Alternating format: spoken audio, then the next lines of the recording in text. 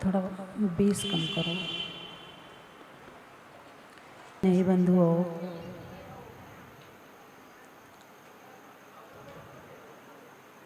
ज्ञान हर जीव के पास में है।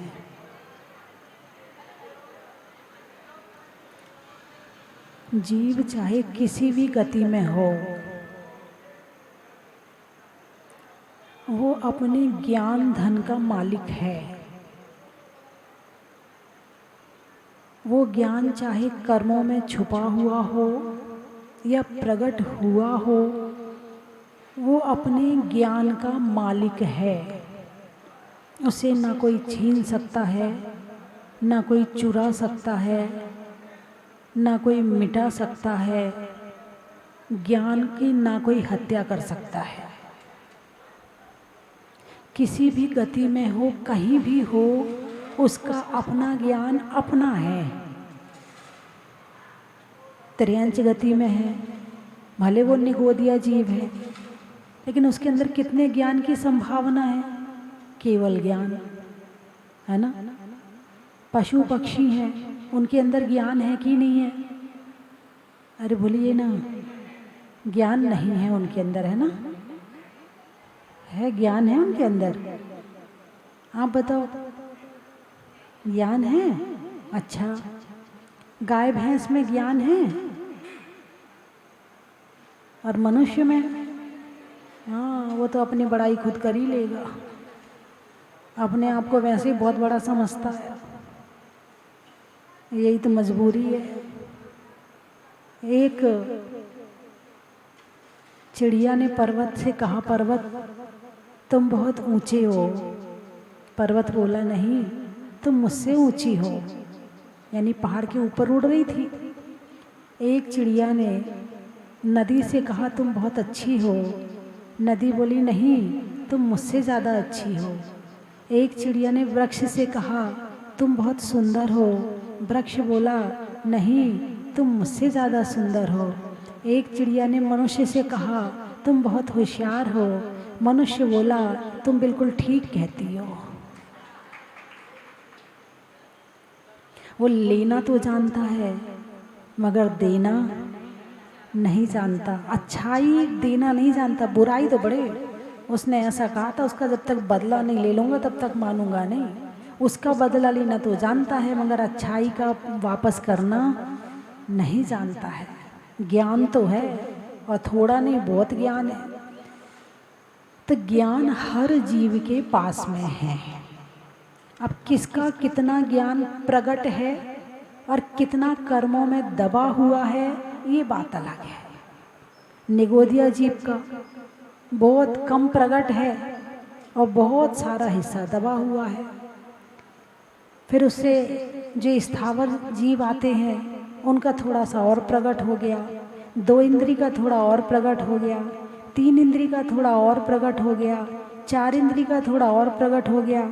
पंचेंद्री में पशु पक्षियों का भी काफ़ी ज्ञान है। ऐसा नहीं, पशु पक्षी भी बहुत समझते हैं, सोचते हैं, और उसके साथ में सुख पाने का प्रयास करते हैं, गर्मी से बचने का प्रयास करते हैं, धूप की जगह छाया में आ जाते हैं।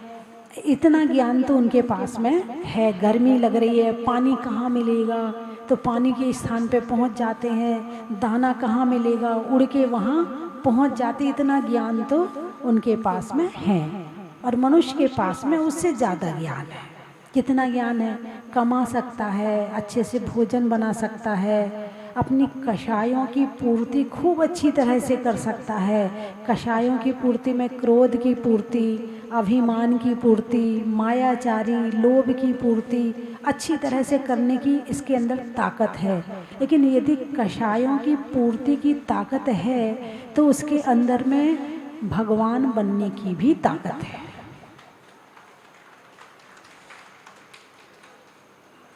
ज्ञान तो है, अब ज्ञान का उपयोग कहाँ हो रहा है?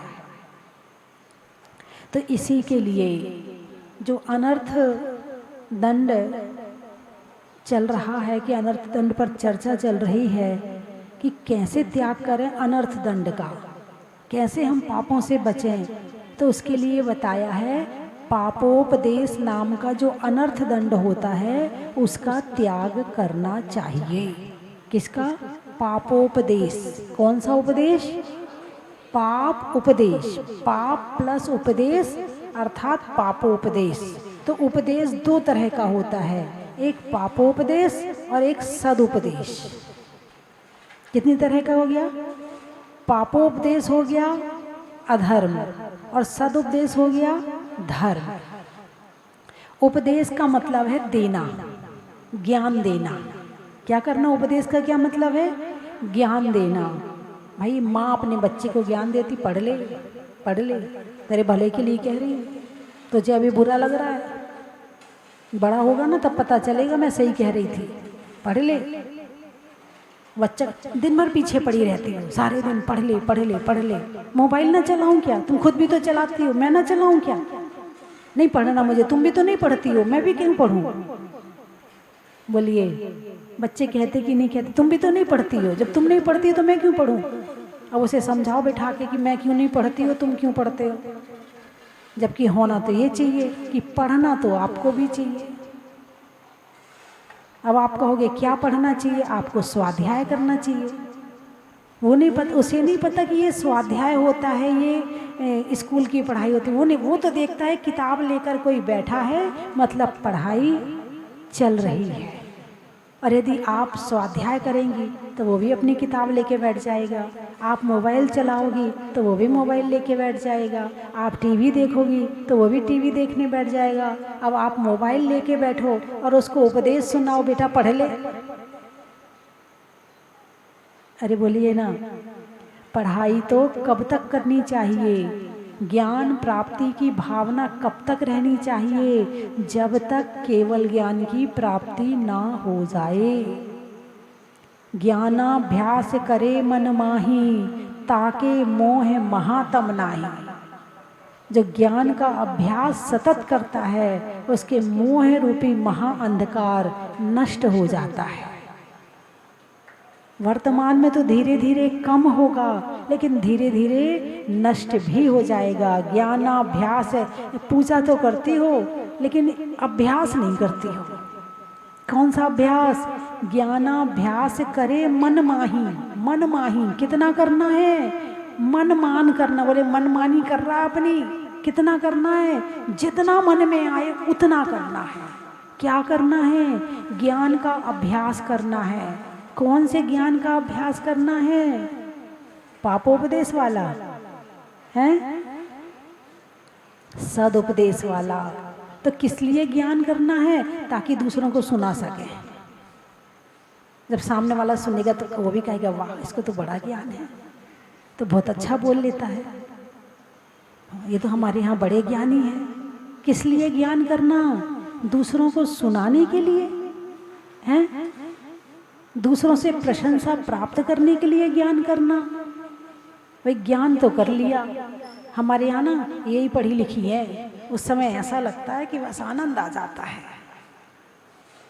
रोम रोम पुलकित हो जाता है जब कोई कहता है कि ये बड़ी ज्ञानी है। ध्यान रखना, ज्ञान सुनाने के लिए नहीं है, ज्ञान खुद को सुखी करने के लिए है। और जो ज्ञान खुद को सुखी नहीं कर पाया तो वो ज्ञान फिर किस काम का? वही दीपक है, दीपक लेके चल रहे हैं। अब दीपक लेके चल रहे हैं और गड्ढे में गिर गए तो भाई पागल है, दिमाग खराब है, देख के नहीं चल रहा, दीपक हाथ में और गड्ढे में गिर गया। ज्ञान तो बहुत कर लिया और फिर भी अभी मोह में फंसते चले जा रहे हैं। तो फिर कहा ज्ञानाभ्यास करें मन माही, ताके मोह महातम नाही। एक दिन में कम नहीं हो जाएगा। तुम सोचो ये मोह एक दिन में कम हो जाए तो एक दिन में नहीं होगा। इसीलिए कहा है कि ज्ञानाभ्यास करे मन माही, करते रहो करते रहो करते रहो करते रहो। सबरी का काम याद है आपको? क्या काम किया था सबरी ने? राम का इंतजार किया था। क्या किया था? राम का इंतज़ार किया था। क्या करती थी? रोज़ पूरे मार्ग में सो के उठती थी, नहाती धोती थी, बाग में जाती थी, फूल तोड़ती थी, पूरे रास्ते में फूल बिछाती थी। 1 दिन बिछाए, 2 दिन बिछाए, महीना, 2 महीना, साल, 2 साल, 10 साल, 20 साल। आप होते तो क्या करते? भाई देखो, फाइनल डेट बता दो। हाँ, फाइनल डेट हो तो हम बिछाएं। ये क्या मतलब हुआ? हम रोज मेहनत करें और वो आए ना। रोज उनके लिए भोजन तैयार करके रखती थी, पता नहीं कब राम आ जाएंगे। इसका नाम है भक्ति। और सबरी, सबरी क्यों कहते? उसका नाम तो कुछ और था। उसने सबर रखा था, इसलिए वो सबरी थी। सब्र कहते ना, सब्र शब्द आता है, सब्र रखो, सब्र रखो भाई, धैर्य रखो थोड़ा सा। तो सारी जिंदगी धैर्य रखा और उसी धैर्य के साथ में प्रतिदिन फूल बिछाती रही, प्रतिदिन बेरों को तोड़ती रही, प्रतिदिन भोजन बनाती रही कि पता नहीं कब राम आ जाएंगे। उसको ज्ञान नहीं था मगर भक्ति थी, और उसकी भक्ति से उसका कल्याण हो गया। और वो भक्ति आज तक प्रसिद्ध हो गई। कैसी भक्ति? मीरा के जैसी भक्ति। कैसी भक्ति? सबरी के जैसी भक्ति। लेकिन आप विचार करो, यदि कल यहाँ प्रवचन ना हो, बाई चांस कल प्रवचन ना हो, फिर आओगे? भाई देखो, पूछ लो माता जी से प्रवचन कर रही कि नहीं कर रही। हाँ, घर में भी तो बहुत काम होते हैं हमारे। गर्मी हो रही है, बच्चों को भी नाश्ता देना है, उसको ऐसा करना, उसको ऐसा करना। नहीं, देख लो, यदि प्रवचन हो रहे हो तो हम आए।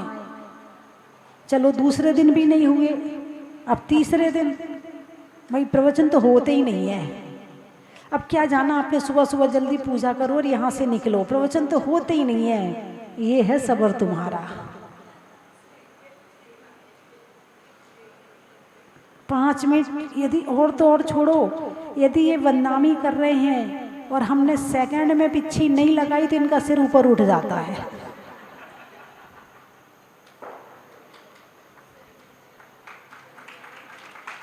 जिसको सिर झुकाने में सब्र नहीं है, जिसका सिर स्प्रिंग की तरह है, जो भगवान के सामने झुकने में तो मेहनत करता है मगर उठने में मेहनत नहीं करता है, कहाँ है सब्र? अरे नमस्कार में के भाव अंदर से बनने तो चाहिए। नमस्कार के भाव अंदर पैदा हो, उसके पहले सिर उठ जाता है। और मेरे सामने नहीं, ये तो भगवान के सामने की बात ही देख लो आप। भगवान के सामने भी बस सिर गया, और स्प्रिंग होती ना, उसको दबाओ तो दबने के साथ वो उठने की चेष्टा करती है। लोग भगवान को जो नमस्कार करते हैं ना, उनका सिर इसी तरह से होता है कि झुकाना तो पड़ता है मगर उठाने में कुछ नहीं, फटाफट उठ जाता है। और नमस्कार के भाव पैदा नहीं हुए, तुभ्यम नमस्त्री का श्लोक नहीं बोला, कम से कम भगवान के सामने सिर झुकाया है तो कम से कम 4 लाइनें तो बोलो। कम से कम उन 4 लाइनों को बोलकर उस सर को भगवान के चरणों में पड़े रहने दो। कम से कम 4 लाइनें, तुभ्यम नमस्त्री भुवनार्ति हराए नाथा, हे भगवान, 3 लोगों के दुख हरण करने वाले, तुमको मेरा नमस्कार है। तुभ्यम नमा क्षितितलामल भूषणाया, हे पृथ्वी तल क्षितितल, पृथ्वी तल के आभूषण, तुमको मेरा नमस्कार है। तुभ्यम नमस्त्री जगता परमेश्वराया, हे तीनों जगत के परमेश्वर, तुमको मेरा नमस्कार है। तुभ्यम नमो जिन भवोदधि शोषणाया, भव उदधि, भव संसार, उदधि सागर, हे संसार सागर को सोखने वाले, तुमको मेरा नमस्कार है। जब तक इतना बोलकर सिर नहीं झुकाए रखा तो तुम्हारा नमस्कार हुआ कहाँ? तुमने नमस्कार किया कहाँ? बस चावल चढ़ाया, सिर झुकाया और अपने, अरे बोलिए ना, भगवान को नमस्कार के भाव पैदा नहीं होते, पूजा में पूजा के भाव पैदा नहीं होते, माला में माला के भाव पैदा नहीं होते, भक्ति है ही नहीं है अंदर में। ये केवल इसलिए कर रहे, इसलिए नहीं कर रहे आप कि आपको करना है। इसलिए कर रहे, भाई नहीं करेंगे तो हमारे घर में भी सुख शांति रहे, दुकान भी चलती रहे, घर भी ठीक ठाक चलता रहे। धर्म इसलिए हो रहा है। थोड़ा दान वान भी देते रहो भाई। देखो अब पुण्य तो थोड़ा चाहिए ना, बिना पुण्य के कैसे काम चलेगा। थोड़ा दान वान भी देते रहो। बोलिए हाँ या ना। धर्म भी पूजा हो रही है, सुख शांति समृद्धि हो। भगवान ऐसा कोई मंत्र बता दो, ऐसी कोई जाप बता दो, ऐसी कोई पूजा बता दो कि घर के सारे दुख दूर हो जाए।